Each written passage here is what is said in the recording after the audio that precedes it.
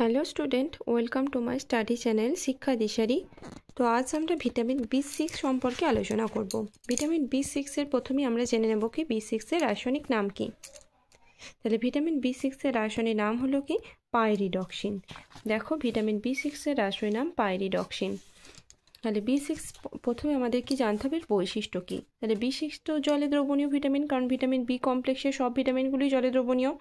তো প্রথমে আছে কি এটি সাদা কেলাসিত পদার্থ, জলে দ্রবণীয়, তাপ সহনশীল, আলোর প্রভাবে এটি নষ্ট হয়ে যায়। এ কটার বৈশিষ্ট্য। এর উৎসটা একটু দেখে নিই। আচ্ছা, উৎস রেখে একটু রাসায়নিক যে নামটা, রাসায়নিক গঠনটা একটু দেখো না। পাইরিডক্সিনের রাসায়নিক যে সংকেত C8H11O3N, ঠিক আছে। আচ্ছা, এরপর আমরা জানবো উৎস সম্পর্কে। উৎস হচ্ছে উদ্ভিজ উৎস, শাকসবজি, অঙ্কুরিত বীজ ও দানা শস্য, ইস্ট, শুঁটি জাতীয় খাদ্য, কলা, পেঁপে। শুঁটি জাতীয়র মধ্যে কোনগুলো পড়ছে, যেমন মটরশুঁটি, তারপরে বিনস, এগুলো পড়ছে। প্রাণীজ উৎসের মধ্যে কি পড়ছে, যকৃৎ, ডিমের কুসুম, বৃক্ক, টুনা মাছ, ডিম, সালমন। এরপর সর্বশ্রেষ্ঠ উৎস তাহলে কোনগুলো, ইস্ট, গমের ভুসি এবং অঙ্কুরিত বীজ, এগুলো হচ্ছে সর্বশ্রেষ্ঠ উৎস। তাহলে উৎস আমরা জানলাম। এরপর আমি আসছি ভিটামিন বি6-এর কাজ সম্পর্কে। দেখো, ভিটামিন বি6-এর কাজ কি। এটি স্বাভাবিক ট্রিপ্টোফ্যান বিপাকে অংশগ্রহণ করে। পাইরিডক্সাল ফসফেট কাইরোনিনেজ এনজাইমের কোএনজাইম হিসেবে কাজ করে। এই এনজাইম কাইরোনিনকে অ্যান্থ্রোনিলিক অ্যাসিডে এবং 3-হাইড্রক্সি ইনোরেনিনকে 3-হাইড্রক্সি অ্যান্থ্রিনিলিক অ্যাসিডে পরিণত করতে প্রয়োজন হয়। 2 নম্বর কি আছে, পাইরিডক্সাল ফসফেট আরও কয়েকটি এনজাইমের কোএনজাইম হিসেবে কাজ করে। এগুলি কি কি, ট্রান্স অ্যামাইনেজ বা অ্যামাইনো ট্রান্সফারেজেস, ডিকার্বক্সিলেজেস, ডিঅ্যামাইনেজেস এবং সালফাইড্রেজেস। এরপর 3 নম্বর কি আছে দেখো কাজ, পাইরিডক্সাল ফসফেট দীর্ঘ শৃঙ্খল অসম্পৃক্ত ফ্যাটি অ্যাসিড সংশ্লেষে প্রয়োজন। ফ্যাট এবং প্রোটিন থেকে কার্বোহাইড্রেট সংশ্লেষে সাহায্য করে। এরপর কি আছে, কোষ পর্দার মধ্য দিয়ে অ্যামাইনো অ্যাসিড এবং কয়েকটি ধাতব আয়নের সক্রিয় পরিবহনে পাইরিডক্সিন সাহায্য করে।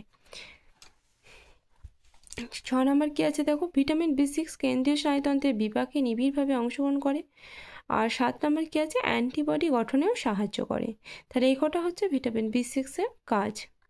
এর অভাবজনিত লক্ষণটা আমরা একটু দেখে নিই। এর অভাবজনিত লক্ষণটা না বিশেষত মানুষের দেহে অতটা দেখা যায় না, অন্যান্য প্রাণী যেমন ইঁদুরের দেহে দেখা যায়।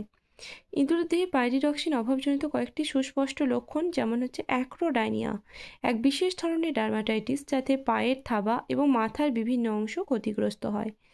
2 নম্বর কি আছে, সেবরিক ক্ষত দেখা যায়, ত্বকের সংযোগী কলাস্তরে জল জমে যায়, পেশির টান টান ভাব হ্রাস পায়, দৈহিক বৃদ্ধি স্বাভাবিকের চেয়ে কমে যায়।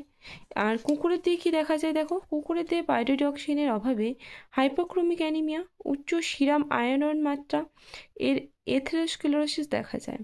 3 নম্বর কি আছে, এই ভিটামিনের অভাবে বানরের দেহে ডার্মাটাইটিস, রক্তে লিম্ফোসাইটের সংখ্যা কমে যায় এবং এথেরোস্ক্লেরোসিস হয়।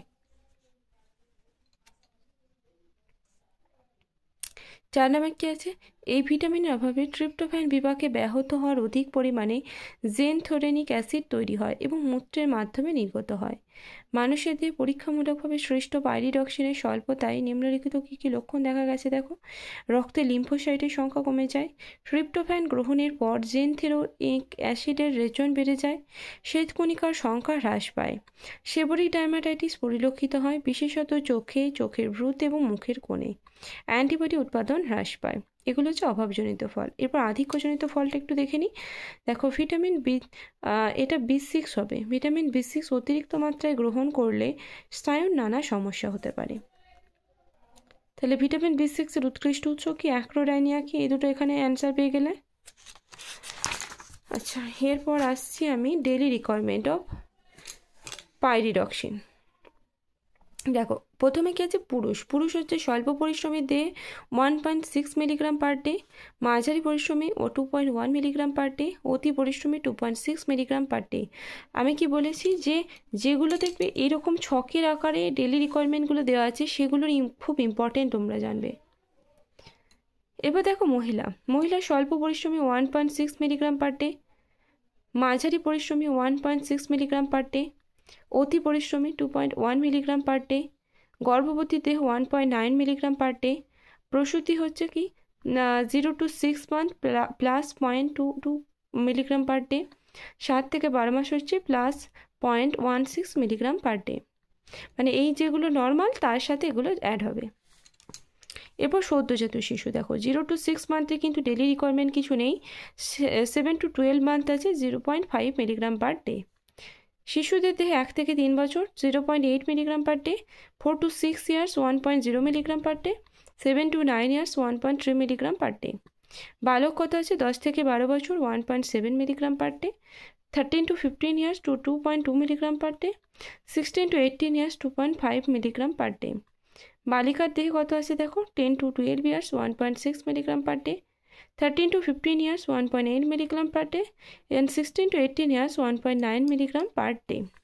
এগুলো হচ্ছে ভিটামিন B6 এর ডেইলি রিকোয়ারমেন্ট।